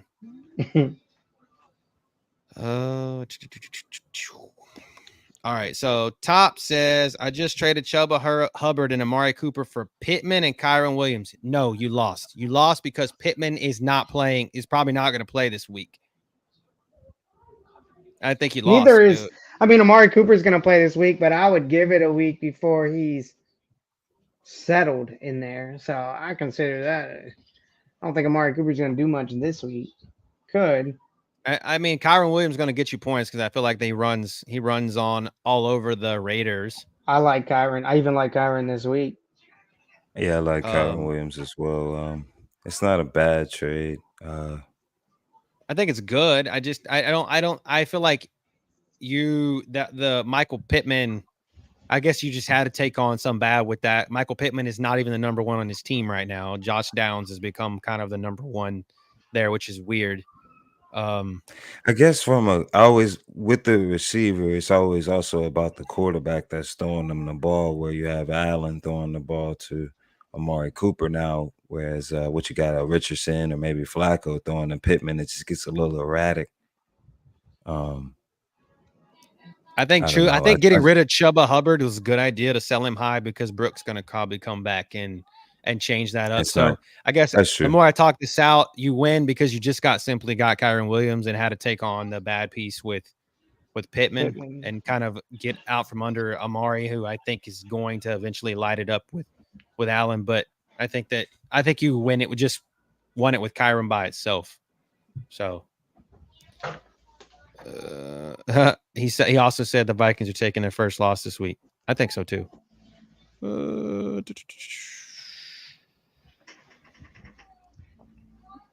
Fielder said Scary Terry anytime TD. Dude, he's had one. I think one in the last 4 games. And you gotta ride it while it's hot. Okay, so PJ, I know you were talking to him kind of a little bit, Phil. So sit one, DJ, BTJ. He said. Who is mate? I think he corrected it. I think it's MHJ. I think it's okay. Marvin Harrison Jr. I think later he corrected. Or she. Yeah, MHJ. Oh, okay, here we go. Yeah, it's PPR. Okay, so he doesn't know if it's PPR. With Deontay Johnson being a little shaky, I would almost from an injury standpoint with the rib and the ankle, I would say I like Brian Thomas tomorrow again. Also like Tank Bigsby in that New England matchup. T. Higgins, I think he's going to slowly get his way back in. MHJ is coming off a concussion. The better play tomorrow. I think T. Higgins probably the better play if you had to choose between. And this is DFS. I'm just saying, but I think that he eats against Cleveland because all the defense goes to Chase. So I think Higgins, but I like MHJ personally because I feel like they're gonna have to throw the ball, and he's coming and he's cleared from concussion protocol. So I'm running him in 2 leagues. So I think Higgins, BTJ, and MHJ. I'm gonna go DJ, MHJ, and not Higgins. Just because I don't like that matchup. I don't like that over-under. It's a division rival. And DJ is nursing the injury, so you got to watch that. I would wait before you make any final decisions until tomorrow, but he's gonna be screwed because the Jags if play it's in the PPR, morning. man, he's gonna get the ball. Oh, the Jags play in the morning. We'll just play Brian Thomas no matter what. Just determine it on T. Higgins or not. And they play in the morning. So this is the thing. So T. Higgins has 17 catches for 33 yards and 2 touchdowns in 6 games. So, I mean, you could essentially, it just scare. The thing is you're going to be waiting around till Deontay Johnson plays in the afternoon. I would, if you don't want to play Higgins and you want to play DJ, hopefully you got somebody else in the afternoon window. Because I think you need to have Marvin Harrison in there and Brian Thomas. So if you want to swing away from Higgins, hopefully you have another flex spot that you can jam in there for DJ just in case he doesn't play. But that's the scary one. Okay, so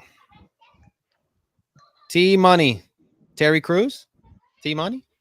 I don't think y'all know about that. T Money, 10-man PPR, Burrow, Jacobs, Gibbs, CD, Chase, nice stack, Kincaid, DK, Jacoby.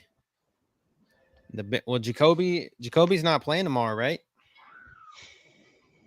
I think that is the truth, or at least when I looked earlier, he wasn't because I have him on my roster. He's doubtful, so Jacoby's out of there. He got to go to the bench. Bucky Irving, Tyrone Tracy, Josh Downs, Pop Douglas, or DeMario Worthy, Brooks on IR.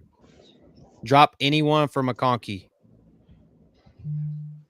As a McConkey owner in daily fantasy, it's been kind of hit or miss, especially with that Chargers offense. It's more running attack, more running centric.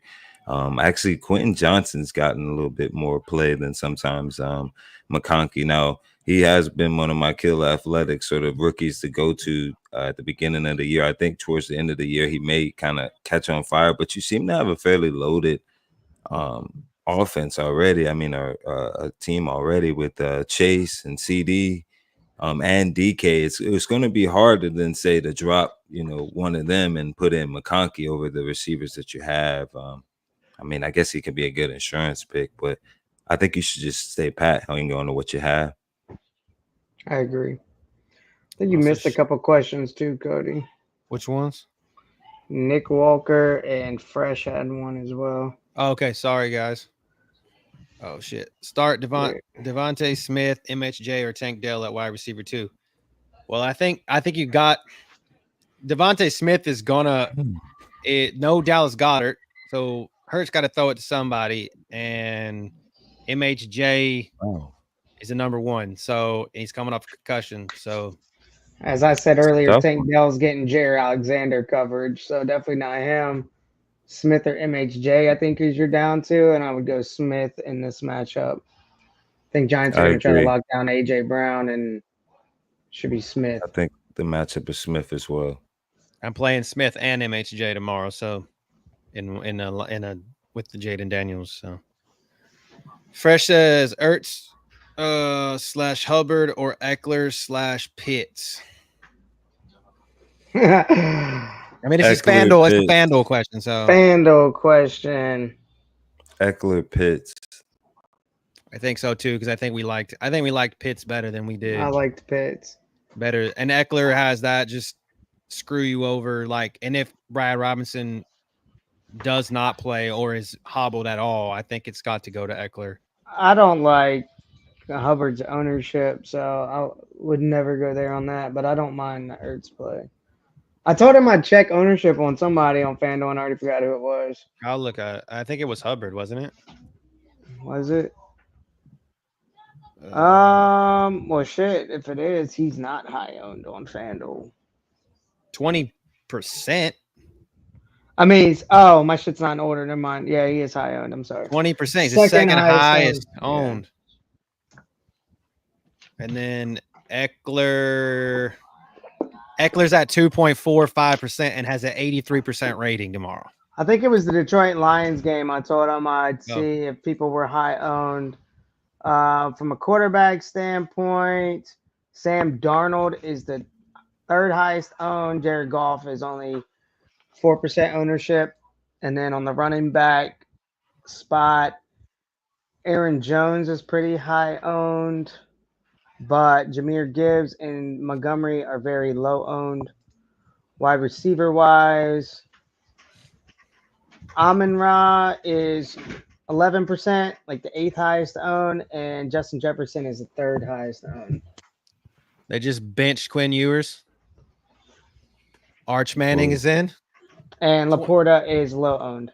20-0 right now. Yes, sir. So, yeah, if they're not pulling all the chalk, that might be a good game to look at on FanDuel, especially maybe the Monty side. Monty's gonna. I feel like they're just giving Monty the ball to give Monty the ball.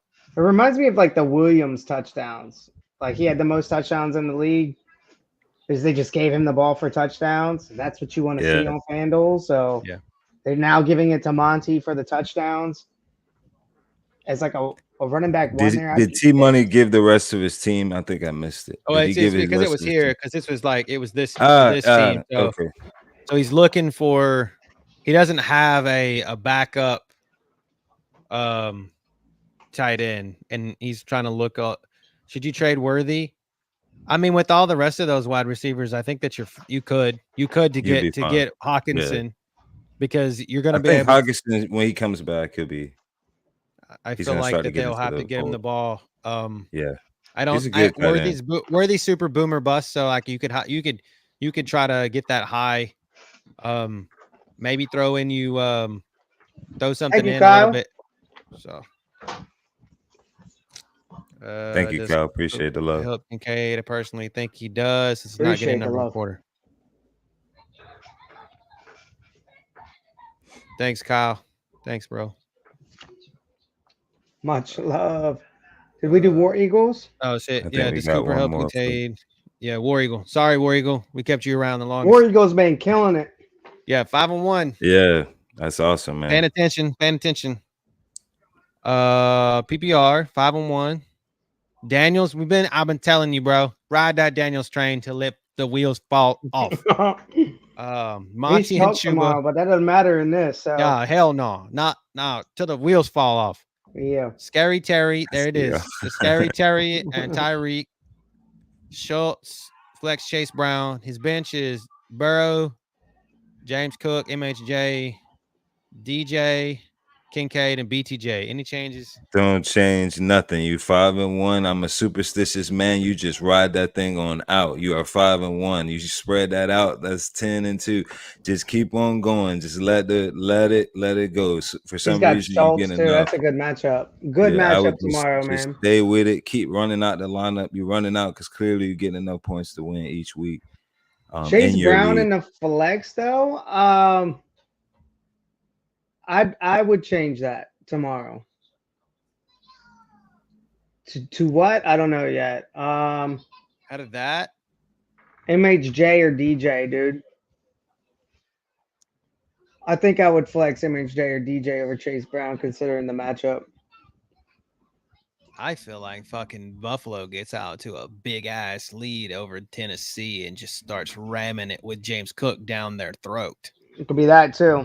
I would definitely. I think I'm 100% sold though on not playing Chase Brown tomorrow. If that helps.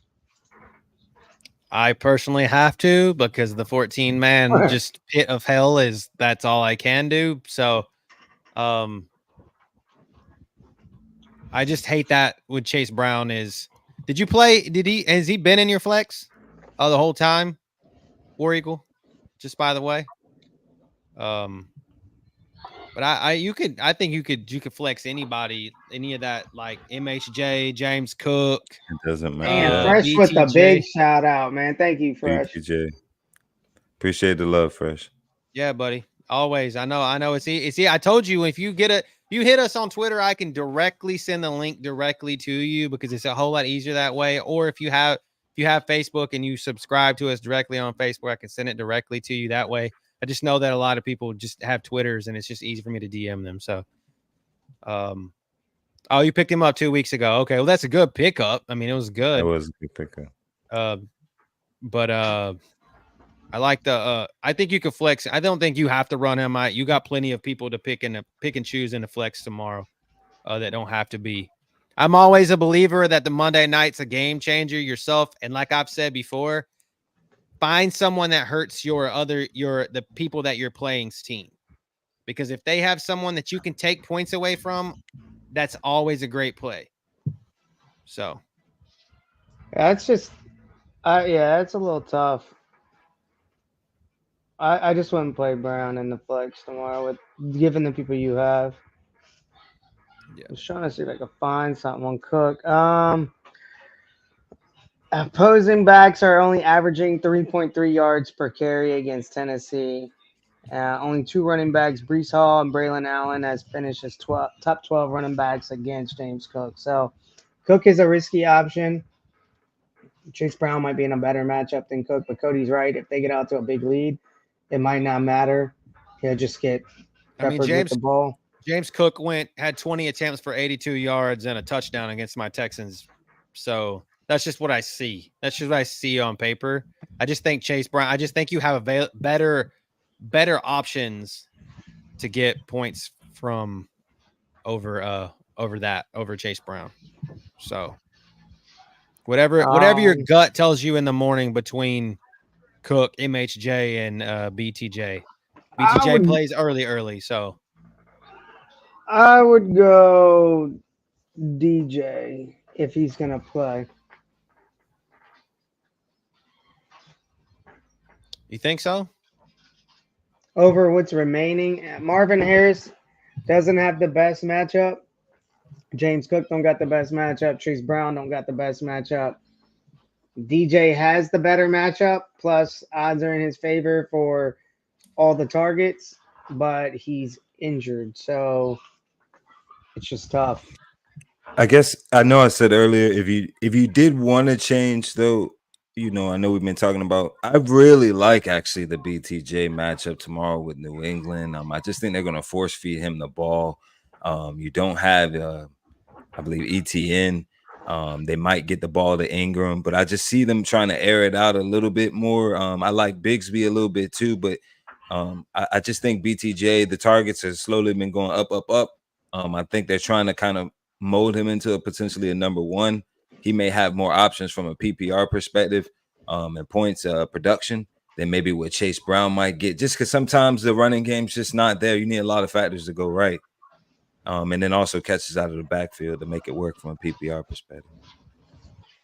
Yeah, I think you got better. There's better options on your bench than there is Chase Brown. That's just the moral of the story. So whichever one of those guys your gut tells you in the morning, go with that. So, or tonight, whichever, if you want to lock it in tonight. So, yeah, he had MHJ in his flex last week and still won 139-99. Well, that got you a big fat 0. So there you go. You're still cooking ass. Yeah. Thanks, Fresh. We appreciate that. So yeah, solid feedback, Fresh. Much appreciated. Tell everybody, tell all your friends, even if they're trolls, to just bring it on back. Bring it on back. We love to see it. So I mean, it sucks because they troll and then they don't come back when they end up wrong. And it's not like we're just gonna rub it in their face. I'd rather you see you come back and then be like, damn, I could actually learn something from here. Yeah. Yeah, War Eagle.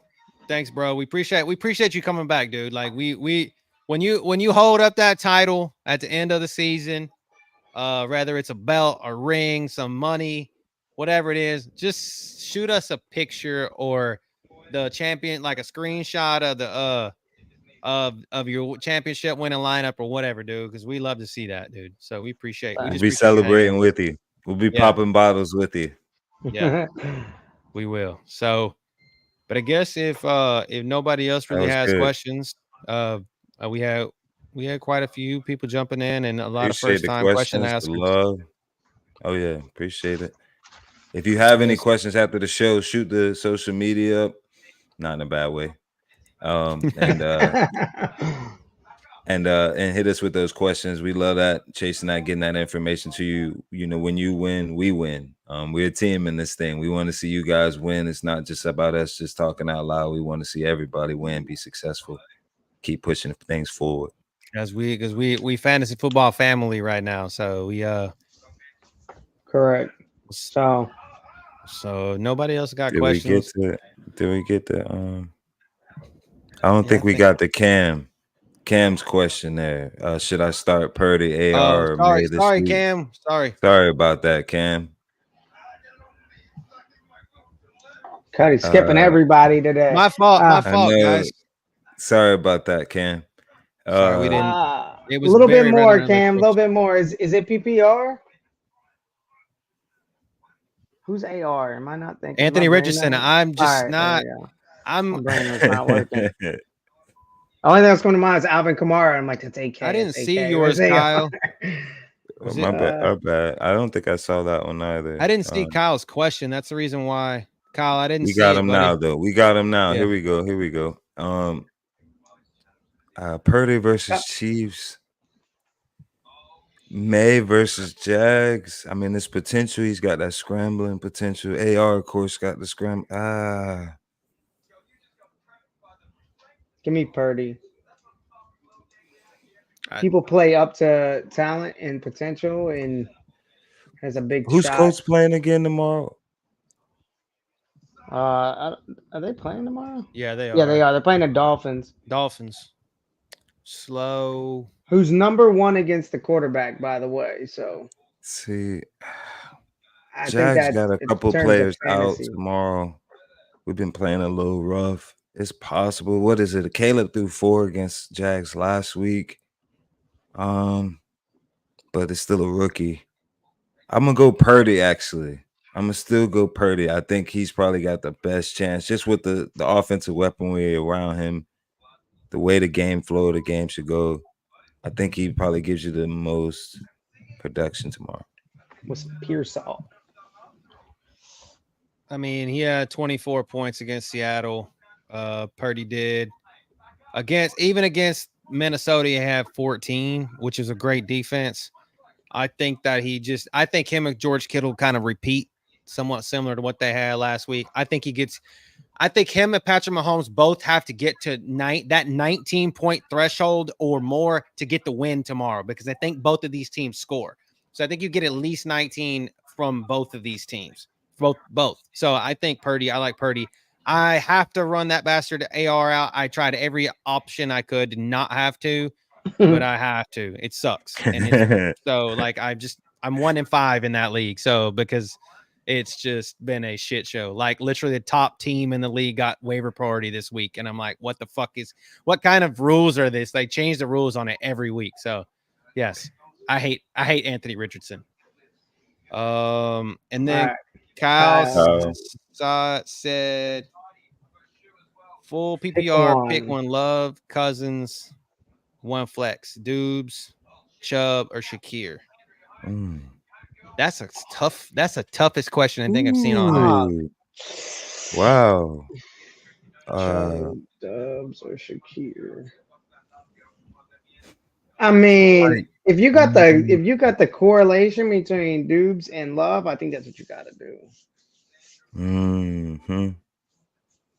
I think you got to go Love. I usually recommend almost always the stack. Yeah, I mean, it frees you up a little bit. But the stacks are and nice. Then Chubb, I mean, if you miss. But if you hit, you kill. Chubb, you got to see it first. I think with Chubb, just to it's make sure. It's a wait a week. I think he's a wait a week. Yeah, guy. it's unfortunate. Even if he I just think you wait a week. And I think wasn't Shakir coming off of an injury though? Or no? I don't Did think he play? Injured. He played last week. Yeah, he played last week, but I think I'm Shaheed maybe. For the quarterbacks, yeah, I'll just say go Love, Dobbs here, stack it. But then I really like Cousins' matchup versus Seattle tomorrow. Yeah, just stack. I think that your stack potential is probably better than just running Cousins naked because it's essentially this could be with the running game. It could be Bijan and Algier taking points away from you. Yep. Yeah, that's exactly what I just said. So he said it right here. Yep. He said he can sketch you with the run button, and that's what I'm saying. Like I feel like that offense is. It's got to be. Yeah, I agree with that. It's got to be for them too. For that, and I think that game for it's got to hit the over for my Texans to get the win. So for sure, yeah, I think you're loving Dubes stack because they're gonna go away from. Wicks is banged up. Watson's he's a 1 week off, 1 week on guy. So I think you're fine with Love and Dobbs. And let us know how it works out for sure. Like we want to know that. Come back next week or on Wednesday and let us know how it works out because we want to know how you did. Everybody, that goes for everybody. Come back on Wednesday or on Saturday next week and let us know how the advice we gave you because we forget. We'll let you forget. So Hopkins. I played Hopkins last week in single entry, dude. I thought it was gonna be it, and we're thinking the same, man. One of these weeks, man, he's gonna break the slate, dude, and we're gonna miss it if we don't play him. That's why I played him last week. And unfortunately, yeah, I will have to see. Dude, it's coming, man. I know it's coming, dude. I feel you. He's due. He's due. I picked last week and it wasn't there, which means it could very well be this week. I would say he's in play, but he's in play because of how you and I play. You're playing GPPs. You said it earlier, you're playing GPPs. And I think people like him are what wins GPPs. They're the people forget about. They're like, oh man, who's playing Hopkins? And nobody's playing him tomorrow. He's 5,000 on DraftKings, and that defense is pretty shitty against the pass. Yeah, man, and nobody's playing him, dude. If he gets like 2 touchdowns, people are gonna be like, well, who the fuck plays Hopkins? All it takes is a couple receptions and a touchdown for him to hit value anyway. So yeah, he's cheap, man, and he's Hopkins. Cody used to think he was the best wide receiver in the league. He was when he was with us. He was. He was better than Michael. Better than Michael Thomas. No. Literally, think about it like this. Michael Thomas had Drew Brees throwing him the ball. Fucking DeAndre Hopkins had Matt Schaub and Deshaun Watson, who absolutely can't hit nobody, nothing. Can't hit anybody now. Exactly. So. The wide receiver made the player better instead of the quarterback making the wide receiver better because Michael Thomas's ass ain't even in the league anymore. So there we go. My point made. I loved Michael Thomas for a while, man. And he says, would you bet that anytime Chubb touchdown tomorrow, like plus 160? They're against the Bengals. It could fall in for a touchdown. I mean, I'm not a sports bettor by no stretch of the imagination. I'm not. Yeah, you don't want our sports betting advice. It's illegal here. It's illegal here in the state, in the great state of Texas, People's Republic of Texas, whatever they want to call it. But I think it's a worthy bet at plus 160. Would I bet a stack on it? No. If it's how much you're betting, like 25, 50 bucks, $100, fuck it, run it. I will actually have him a touchdown over a touchdown in prize picks and DraftKings pick 6 tomorrow, because I think he might fall into the end zone. I think they give him a punch in the end zone. So take that as what you will. So, but yeah, so I guess that's all the questions. Sorry guys if I kind of got you out of order. It was a little bit hard looking at the box trying tonight. To go back through it. Yeah. But thanks for bringing it back up to our attention. So we appreciate it. We will be back same time, same place on Wednesday, 7 o'clock, 8 o'clock Eastern, 7 o'clock Central, and then 5 o'clock for you weird people out on the West Coast. Worst time zone to watch football in, I swear. What time? I didn't think about that. I said like 9 a.m. when it's no. It's 10 a.m. when it kicks off. Yeah. It's weird. It's real weird, but it is what it is. Sunday night football is not even at night. Yeah, it's 5 p.m. It's an afternoon game. It's an afternoon game. Starts at 5 o'clock. What we see the 4 o'clock, 3 o'clock slate. Yeah. Yeah. So 23-0 Georgia. Go Dogs. So, but anyways, y'all, well, we're gonna get out of here. Have a good one. Catch y'all soon. Wednesday. Good luck, everybody. Kill it. Let us know how it goes, and we love to see it. All right, guys. Hope you are $1 million richer tomorrow.